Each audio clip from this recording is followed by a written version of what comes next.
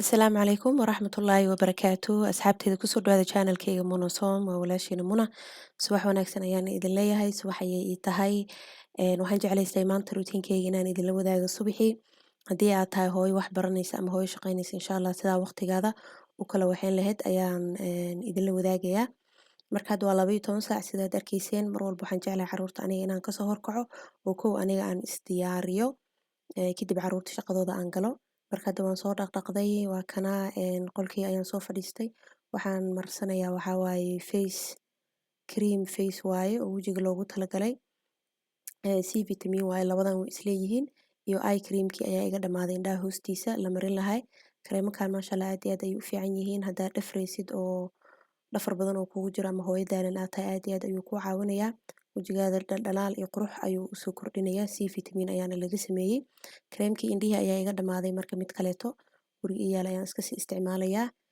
anigii markaan is hagaajiyey kadib ayaan caruurtii toosinayaa kadibna maalinteena saas ayuu ku bilaabanaysaa iskuulkii iyo maxayd waxbarashadii ayaan kala aadi doonaa insha Allah marka ila socda maanta asxaabay saad idinkan ugu faa'iidaysataan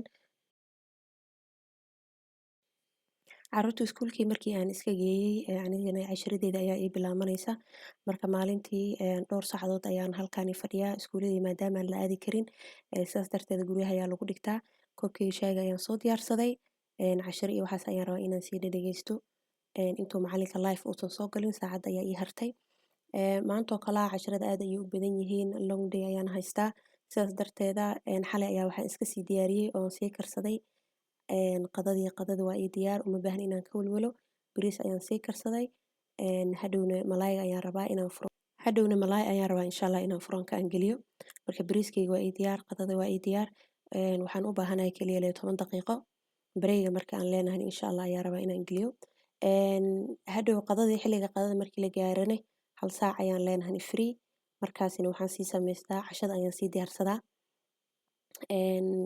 cashada ayaan sii diyaarsanaa hadhow qadada markii la gaaro maadaama qadadii eeba ii diyaar ii tahay oo xalay aan sii diyaarsaday marka insha Allah saas ayaan waqtigayga aan u kala qaybiyaa insha Allah ila socda waana arki doontaan cashada waxa aan karinaya maadaama qadadii ay diyaar ii tahay sidaas ayaan anigana dareemayaa nafis ayaan ku dareemayaa oo waxbarashadeedana maasha Allah waan ka adkaan karaa marka saas ayaan sameeyaa maalmaha ay gaaban tahayne waa caadi maalmahaas dhib malahan casharo badan maalmaha aanan lahayn isla marka ayaan qadada aan kariyaa laakiin maanta casharadii ayaa badnaayeen haddana waa kana cashar ayaan rabaa inaan sameysto oo cashada ayaan isku sii diyaarinayaa bareeg yar oo aan helnay oo 15 daqiiqo ah ayaa maxayd malaayigana furunka aan ku sii galiyay halkaana waxaan ku diyaarsanay waxaa waaye ceesh inuu ceeshka iisii qamiir ayaan rabaa oo halka saac hadhow bareega aan leeyahay in aan cashadeeda aan kusii karsado maadaama waqti dambe yani waxbarashada ay ii dhamaanayso hadhow caruurta markay yimaadaan insha Allah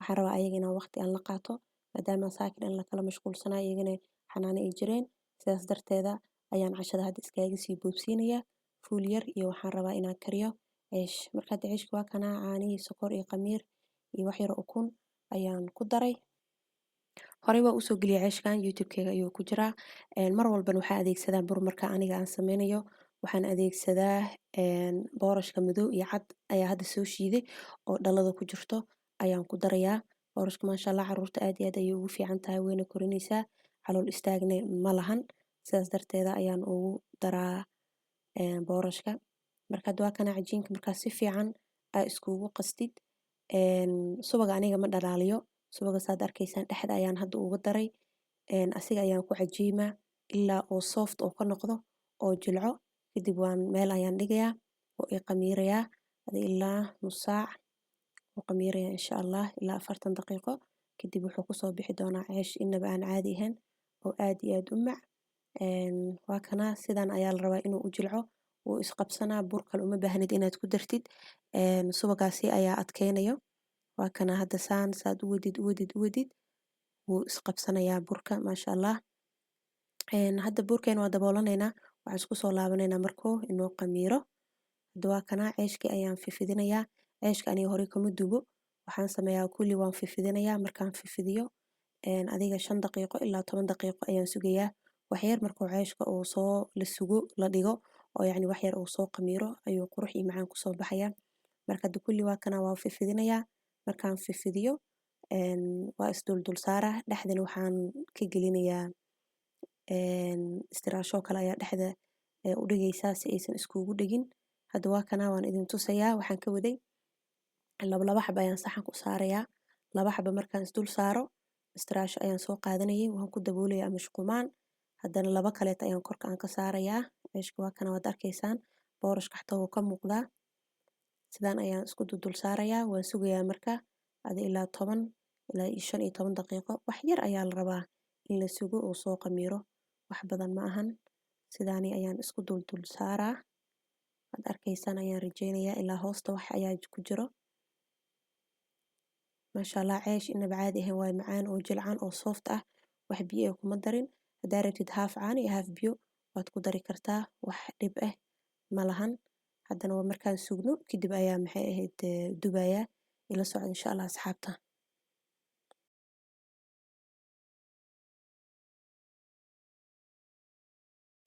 Bismillah ceeshkii ugu horeeyay waa kana birta ayaan hadda saaray. Wax yar markuu indhaha soo yeeshto ayaad marinaysaa wax yar oo saliid ah kadibna waa gidinaysaa. Ceesh jilcan oo soft ayuu kusoo baxayaa insha Allah. Haddii aad rabtid waa sii dabooli kartaa si oo indho badan oo kugu oo indho badan soo u dhalo waa dabooli kartaa. Haddii dabool aadan rabinne waa kana sidaan ayuu kusoo baxayaa. Marka aad uma gaduudinayo haddii kale ilmaha waxay u malaynayaan inuu gubmay oo igama cunayaan. Wax yar ilaa midab yar oo qurxan oo dahabi ah intuu ka yeelanayo ayaan sugayaa wax yar saliid ayaad marinaysaa. Kadibna waa kana ceeshkii sidan ayuu noogu soo baxay. Cashirkii intaan ku laabanin waxaan rabaa hal mar haddana jikadii inaan iska sii nadiifiyo. Maadaama orod aan cuntada aan ku karinay jikadii isku qasmatay waa iska nadiifinayaa. Markaan iska nadiifiyo cashirkeygii ayaan ku laabanayaa insha Allah. Saacada oo qadada aan lahay oo bareega ayaa intaan oo dhan ayaan rabaa inaan kusoo koobo. Saakanay orod ayaa lagu baxay marka waxaan ka gaari waayay alaabtii oo lagu quraacday inaan dhaqo. Sidaas darteed hadda qadadii iyo waxaan isku darayaa.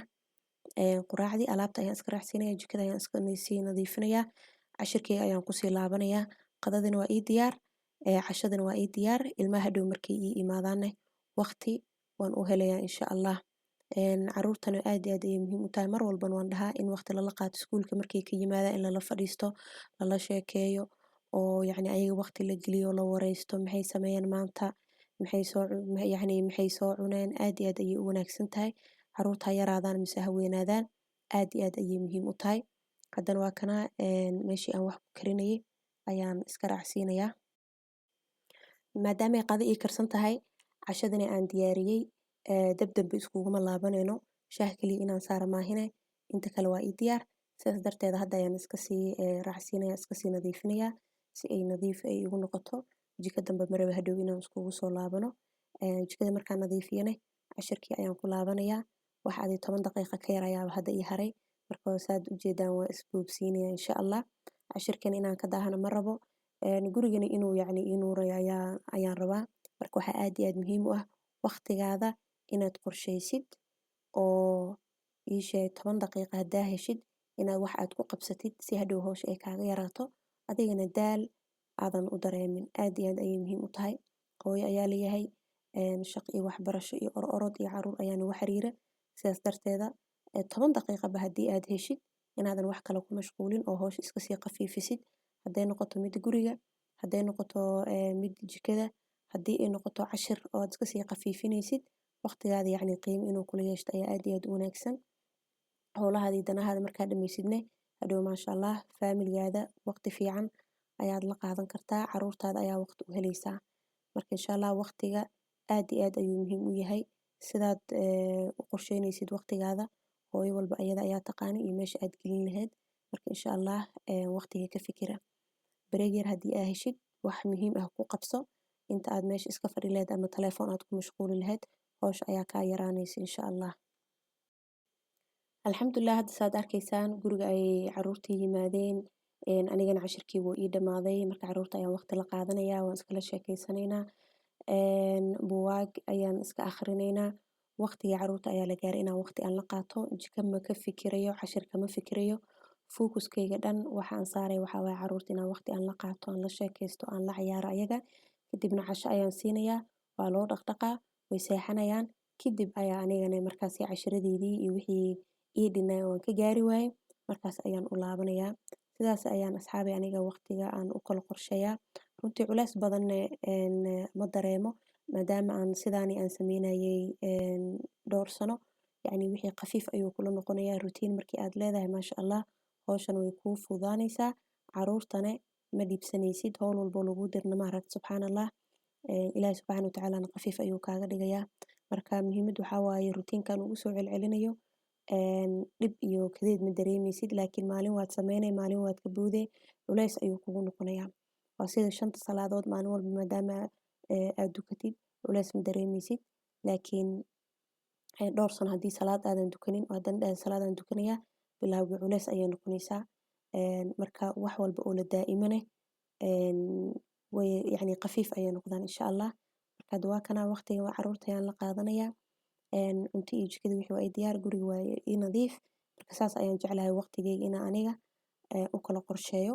Carruurtana waqti waan u helayaa, nafsadeedana waqti waan u helayaa, waxbarashadana waqti waan u helayaa, gurigiina waqti waan u helayaa. Insha Allah routine-nada waan soo badin doonaa. Aad iyo aad ayaa layga soo dalbaday. Idinkan aad iyo aad ayaan idinkaaga mahadcelinayaa sida quruxda badan oo aad ii taageertaan oo mar walbo aad ii jeceshiin anigana sidaas iyo si ka daran ayaan idin jeclahay. Ilaahay subxaanahu wa tacaala malaa'igtiisana idinkana ha idin jeclaato. Aad iyo aad ayaan idinkaaga mahadcelinayaa sida quruxda badan oo mar walba aad iila socotaan iyo dhiirigelintiina. Jazakallah khair ayaan idin leeyahay. Walaalihiina videoga la wadaaga si ayagana ay ugu faa'iidaystaan. Insha Allah intaa video kale aan ku kulmayno khayr ayaan idin dhaafay. Assalaamu calaykum waraxmatullaahi wabarakaatuh.